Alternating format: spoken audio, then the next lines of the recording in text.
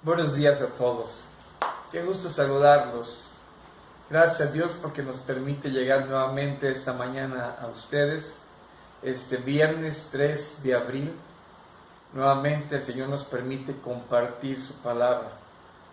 Hemos estado estudiando eventos en la vida del Señor Jesucristo antes de la semana de pasión. Y para mí es interesante ver esta parábola que para mí se encuentra incrustada en una forma interesante. Quiero invitarles que busquen sus Biblias y vayan al Evangelio de Lucas en el capítulo 19, en los versículos del 11 al 23. Por cuestiones de garganta no voy a leer todos los versículos, pero vamos a ir platicando de esta parábola, la parábola de las 10 minas. Esta parábola que, según el verso 11, nos dice así, dice: oyendo ellos estas cosas, prosiguió Jesús y dijo una parábola, por cuanto estaba cerca de Jerusalén, y ellos pensaban que el reino de Dios se manifestaría inmediatamente. Es interesante, Jesús piensa lo que están viviendo la gente alrededor de ellos, sobre todo sus discípulos. Y de alguna forma esta parábola está enfocada a dos auditorios que tiene ahí. Hay dos auditorios que están escuchando. Unos los que los criticaban, muy posiblemente aquellos que estuvieron observando a Jesús en la casa de Zaqueo, cómo él convivía, según ellos, con pecadores, aquellos que no merecían la palabra de Dios y que eran publicanos, y muchos otros que estaban con ellos. A ellos también les hablaba, pero también estaban la perspectiva de sus mismos discípulos, los cuales de alguna forma tenían la idea, como lo menciona Jesús, que el reino de los cielos se daba inmediatamente en esos tiempos. Podemos ver a Jacobo y Juan, y lo platicamos el otro día, que ya estaban viéndose uno y el otro a un lado del Señor Jesús en su reino, disputando lugares en el gobierno del Señor. Pero el Señor por eso blande esta parábola que de alguna forma quiere hablarles a ellos en medio de esta circunstancia. Observen cómo Jesús empieza esta parábola. Dice el versículo 12: digo pues, un hombre noble se fue a un país lejano para recibir un reino y volver. Y llamando a 10 siervos suyos, les dio 10 minas y les dijo: negociad entre tanto que vengo. Este hombre del cual en la parábola nos platica el Señor Jesús es un hombre noble que necesita ausentarse. El pasaje nos dice que recibirá un reino y por lo tanto deposita en la vida de sus siervos 10 minas. Era una moneda más bien manejada entre la gente sencilla, porque una mina no era como un talento. Recordarán los que saben, es que es semejante a esa parábola de los talentos, pero los talentos de alguna manera era una moneda mucho más grande, mientras que estas eran grandes cantidades de plata. La mina tenía un valor de aproximadamente 100 denarios o 100 dracmas, que casi valían lo mismo. Así que era una cantidad que para el contexto social era una cantidad entendible, era una moneda manejada entre ellos. Y eso les es dado, le da una a cada uno de sus siervos, ¿sí? Y él dice que él se va. Pero al mismo tiempo, el versículo 14 nos habla de otro público. Nos habla de personas, según el versículo 14, sus conciudadanos que lo aborrecían y enviaron tras él una embajada diciendo: no queremos que éste reine sobre nosotros.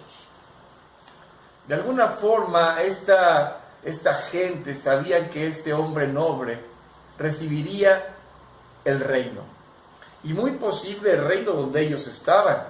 Así que estos conciudadanos de alguna manera estaban completamente en desacuerdo que éste reinara sobre ellos. Así que mandaron personas que se adelantaran y expusieran su desacuerdo, ¿sí?, con aquellos, con las personas que iban a querer poner como rey a este hombre noble. Entonces, encontramos a estos dos grupos, y que al final vamos a ver las conclusiones de cada uno de ellos. Pero mis amados, así como este rey se va, este señor noble se va, ¿sí?, no hay plazo que no se cumpla, y de alguna manera regresa nuevamente a sus siervos. Dice el versículo 15, que aconteció que vuelto él, después de recibir el reino, ya no viene como el Señor, ahora viene como el rey, manda a llamar a sus siervos, ¿sí?, y los trae a cuentas. Dice, aconteció que vuelto él, después de recibir el reino, mandó a llamar ante él a aquellos siervos a los cuales había dado el rey el dinero, para saber lo que habían negociado cada uno con ellos. Había llegado el momento de rendir cuentas. Había llegado el momento que este noble llegaba como rey y les decía a sus siervos qué hicieron con los recursos que yo les di. Era tiempo de rendición de cuentas. Entonces llegó el primero, dice el versículo 16, diciendo, Señor, tu mina ha ganado 10 minas. El rey le dijo, ¿sí?, está bien, buen siervo, por cuanto en lo poco has sido fiel, tendrás autoridad sobre 10 minas. El primero pasa a rendir cuentas, y las cuentas fueron buenas. Le habían dado una mina, y él había devuelto 10 más, había negociado con ellas, y el resultado había sido excelente. Y por lo tanto, este hombre que ahora venía como rey, traía una recompensa para este buen siervo. Como has sido fiel en ellas, tendrás oportunidad de reinar en 10 ciudades. Luego vino otro. Este otro, que también se le había dado una mina, le dijo, Señor, tu mina ha rendido 5 minas. Ha producido 5 minas. Y a este también le dice el rey, tú también sé sobre 5 ciudades. Y si se dan cuenta, encontramos una relación directa, ¿sí?, de alguna forma entre el fruto del trabajo de estos siervos fieles y la recompensa que reciben de parte del ahora rey de ese reino. Pero llegó otro, sí, no se dice si era el quinto o el cuarto, pero este que llega le dice lo siguiente a su señor, y si quieren por favor véanlo ahí en su Biblia, el versículo 20 y 21, dice la palabra de Dios, vino otro diciendo, Señor, aquí está tu mina, la cual he tenido guardada en un pañuelo, porque tuve miedo de ti, por cuanto eres hombre severo, que tomas lo que no pusiste y ciegas lo que no sembraste. Siempre que pienso en este pasaje, mis amados, me llama cierta atención y me crea cierto conflicto. Y déjenme decirles por qué. Este hombre, este siervo, esconde la mina, y la razón que da es que tenía miedo de su señor, porque sabía que era un señor que tomaba cuando no había puesto y secaba cuando no había sembrado. Y se me hace un pretexto, porque si realmente hubiese tenido un temor, lo hubiese puesto a trabajar. Pero no es así. Lo guarda, lo esconde por irresponsabilidad al bien que le había dado este Señor.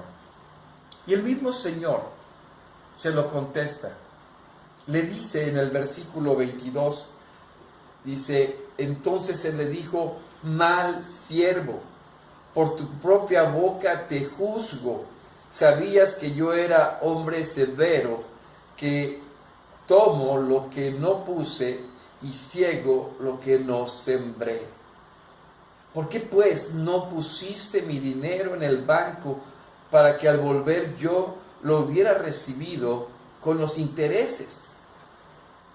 Y mis amados, de veras que este siervo se mordió la lengua, ¿sí? Él mismo se echó la soga al cuello en el sentido figurado. Él le dio la pauta al mismo Señor de que en sus propios hechos estaba siendo irresponsable con lo que le había dado. El rey toma su veredicto. Quítenle la mina y dénsela al que tiene 10 minas.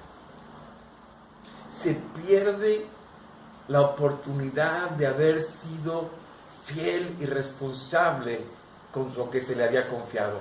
De alguna forma, mis amados, no había respondido a las expectativas, en cierta forma, que su Señor tuvo en él. Pero no solo eso, ahora el Señor, perdón, déjeme echarme un traguito. Gracias. Ahora este Señor toma la mina y se le da al que más tiene. Y da la explicación. Porque yo os digo que a todo aquel que tiene se le dará más, mas al que no tiene, aún lo que tiene se le quitará. Mis amados, este pasaje de alguna manera no termina como el de los 10 talentos, cuando a ese siervo infiel con lo que se le había dado, irresponsable, es echado fuera. Pero sí nos muestra cómo este Señor recompensa a aquellos que son fieles con lo que se les ha dado. Esta fidelidad que recompensa el Señor es latente y de alguna forma motivante para sus siervos. Ahora, pareciera que el Señor ya se olvidó de aquellos que habían rechazado que fuera rey sobre ellos. No es así. El versículo 27 dice, y también a aquellos mis enemigos que no querían que yo reinase sobre ellos, traedlos acá y decapitadlos delante de mí. Este rey voltea a los que se opusieron a su reinado, los manda a buscar y son enviados a ser decapitados. Estos que no quieren pertenecer al reino que él tendría, estos que se convertirían enemigos o eran enemigos de este rey. ¿Qué aprendemos? ¿Qué podemos nosotros reflexionar en este pasaje?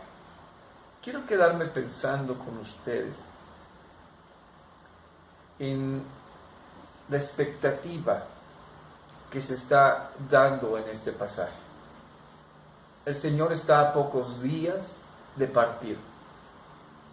Él moriría en la cruz y después de su resurrección ascendería. Pero dejaría una gran tarea. ¿A quiénes? A sus discípulos. Mateo 28 nos dice, del versículo 18 al 20, y Jesús se acercó y les habló diciendo, toda potestad me es dada en el cielo y en la tierra. Por tanto, id y haced discípulos a todas las naciones, bautizándolos en el nombre del Padre, y del Hijo, y del Espíritu Santo, enseñándoles que guarden todas las cosas que os he mandado, y aquí yo estoy con vosotros todos los días hasta el fin del mundo. Una gran tarea es dada a sus discípulos. Aquellos 11 que perseveraron son enviados a llevar el Evangelio. Todo poder es dado en el Señor. Y mis amados, hay gente que ha hecho la tarea. El Evangelio ha llegado a nuestros días, a mí, a ustedes y a toda la gente que lo escucha. Hay gente haciendo la tarea y hay una gran promesa para ellos. Sí, hay recompensa. Esa recompensa que debemos de buscar, no aquí, en el reino de nuestro Señor. Y es una gran esperanza cuando hacemos la tarea de llevar el mensaje. Hoy día, que pareciera que todas estas circunstancias nos lo impidieran, debemos aprovechar toda oportunidad para decirle a la gente: Cristo vive, Cristo salva, Cristo es la esperanza. Y mis amados, es una oportunidad grande de hacerlo. No solo en ese sentido, a ministrar en nuestro hogar, a poder compartir de lo que Dios nos da, a ser fieles en lo que Dios nos ha bendecido. Es una forma de poder ser fiel a lo que Dios nos encargó. Me encanta la parte donde dice la gran comisión, enseñándoles que guarden todas las cosas que os he mandado. Mis amados, la enseñanza de la palabra es fundamental. Tenemos que hacerlo. Tenemos que compartirla a tiempo y fuera de tiempo. Lo preocupante es que hay quienes no lo hacen. Hay quienes de alguna manera usan el pretexto de estar ocupados, el pretexto de no tener tiempo, el pretexto de no estar capacitados. Yo lo diría en el contexto que estamos platicando: tuve miedo porque sabía que cegabas, sabía que tomabas de donde no habías puesto. Y esos son pretextos, mis amados. Tenemos que de verdad ser fieles al llamado que el Señor nos hizo. Yo espero que tú estés entre esos que decidieron ser fieles y hacen crecer lo que Dios les ha dado. No más. Si el Señor te dio 1, 2, 3, no lo sé. Eso que te dio el Señor, úsalo para bendecir a otros. Pero también hay gente que va a rechazar. Va a haber gente que va a decir: nosotros no queremos que reinen nosotros. Sí, ya tienen también su recompensa. Pero nosotros, que hemos recibido la palabra, no callemos, hablemos. Que el mundo conozca que el Señor y Rey de todo, el que es soberano sobre cualquier circunstancia, Él viene pronto. Y estemos preparados para decirle: aquí está, Señor, hemos cumplido con la tarea. Pero realmente que Él sea el que diga: bien, buen siervo fiel, sobre poco has sido fiel, sobre mucho te pondré. Mis amados, que el Señor los bendiga, que el Señor los utilice aún en medio de esta circunstancia. Sean bendición. Pregunten a sus amigos, vecinos, si necesitan algo. Vamos a tener una colecta como iglesia de algunos alimentos. En tu capacidad, apoya, siembra, y el Señor te dará la cosecha. Vamos a inclinar nuestro rostro, vamos a orar. Padre, gracias. Gracias que podemos ir delante de ti como siervos llamados a esta hermosa vocación, llevar el mensaje. Señor, que nada lo impida, que seamos movidos a tiempo y fuera del tiempo, que no callemos, que hablemos, Señor, porque tú estás hablando hoy día. Gracias, Señor, en el nombre de Jesús. Amén.